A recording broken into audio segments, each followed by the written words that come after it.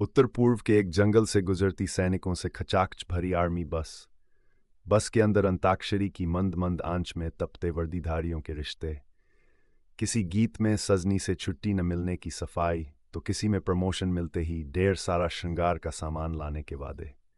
अचानक सड़क पर पड़ी कुछ कीलों के टायर में धंसते ही ये सब कुछ अचानक ठिठक जाता है।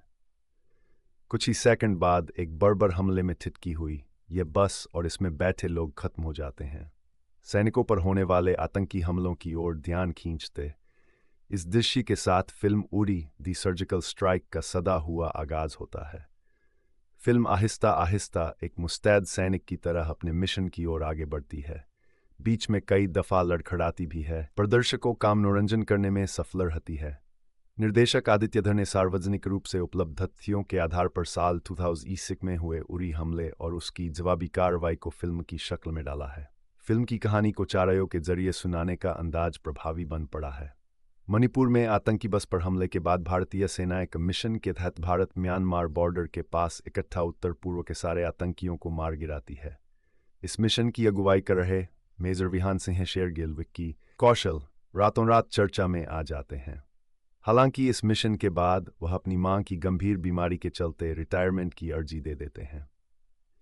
देश के प्रधानमंत्री उनकी उलझन को उनका ट्रांसफर सीमा से उनकी तैनाती हटाकर उन्हें दिल्ली के एक ऑफिस में स्थानांतरित कर दूर कर देते हैं, ताकि वह अपनी मांग का ख्याल भी रख सकें और सेना की नौकरी में भी बने रहें। इस बीच उरी स्थित एक सेना के कैंप पर हमले में कई सैनिकों सहित विहान के जीजाजी करण भी शहीद हो जाते हैं। इस घटना से हर व्यक्ति हिल जाता है। राष्ट्रीय सुरक्षा सलाहकार गोविंद परशरावल सुझाते हैं कि उरी हमले के जवाब में भारत को सर्जिकल स्ट्राइक करना चाहिए और छुपे हुए आतंकियों को उनके घर में घुसकर मारना चाहिए। आगे की कहानी सर्जिकल स्ट्राइक का विस्तार है। लुक के लिहाज से फिल्म के कुछ किरदार वर्तमान राजनीतिज्ञों से एकदम मेल खाते हैं। फिल्म में सबसे बड़ी राहत की बात यह है कि इसमें देशभक्ति के चलता संवाद इक्का दुक्का ही है। इनकी अति इसका जायका बिगाड़ सकती थी। विक्की कौशल इस फिल्म की सबसे बड़ी ताकत है। सैनिक की वर्दी के साथ वह पूरी तरह न्याय करते नजर आते हैं। विहान का किरदार न तो बहुत लाउड था, न ही इसमें अंडरप्ले करने की जरूरत थी। विक्की ने यह काम बखूबी किया। जब वह अपनी सैनिक टुकड़ी से चिल्लाकर पूछते हैं हाउ इज दी जोश, तो जवाब में हाई सर बोलते सैनिकों के साथ दर्शकों के जोश का पारा भी चढ़ जाता है। फिल लॉरी और वीरे दी वेडिंग जैसी फिल्मों में संगीत दे चुके शाश्वत सचदेव का संगीत हालांकि ऐसा नहीं है कि जुबान पर चढ़ सके, लेकिन फिल्म की गति के साथ यह सही संगत निभाता है।